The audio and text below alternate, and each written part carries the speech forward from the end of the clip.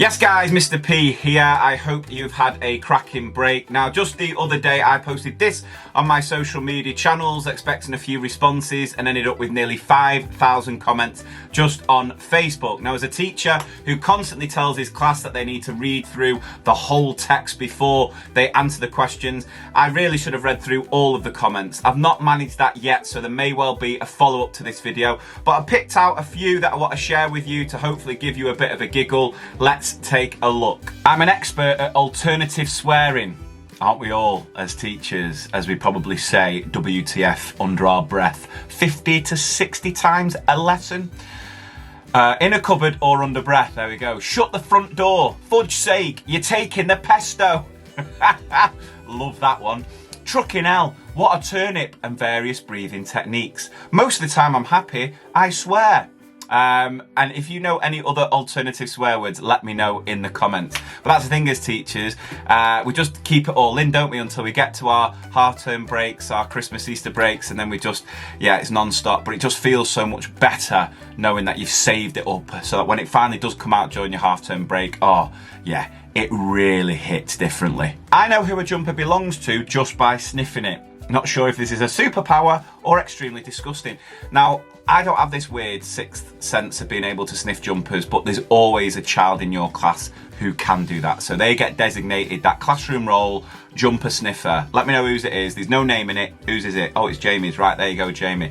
All I will say is I won't answer whether it's a superpower or extremely disgusting, but if it was a superpower, it's got to be the worst one going, seeing as though we've already got dogs who can do it. I am a 28-year-old man that is called Mr. Parsonage, and I get called Mrs. Parsnips every day, and it's okay. Now, the Mr. P name didn't come from anywhere. That's years of children just being unable to pronounce Parkinson. Mr. Parkinson, Mr. Parkinson, Mr. Parkin, Mr. Park, Mr. Parko, Mr. Peaky. Right, so Mr. P's fine. Mr. P is absolutely fine. The death stare, that's when you know you've made it as a teacher, when you can master it. And it doesn't happen overnight, it takes a while. It takes a lot of practice, yeah? And telling your husband you do not want to have to repeat yourself and that he should have listened the first time. Now, I'd like to say that is a teacher thing, but I think it's more of just a wife thing, because I think my wife says that to me on average around about 15 times a day. I can quieten a boisterous room with one move of an eyebrow. If you smell what the Rock is cooking. And I guarantee the most electrifying man in all of sports entertainment got that eyebrow move from his elementary school teacher, no doubt. And I think this really does sum up how many of us feel given everything teachers have been through the past term. I'm a hollow, overly sanitised, broken shell of a man. But stick in there, guys. Things can only get better in 2021, I'm sure. Me. Today we are going to learn about symmetry. Child shouts out, I know what symmetry is. My granddad is buried there. Oh, out the mouth of babes, they say, eh? I got 29 bubbles, but my fam ain't one. Hit me.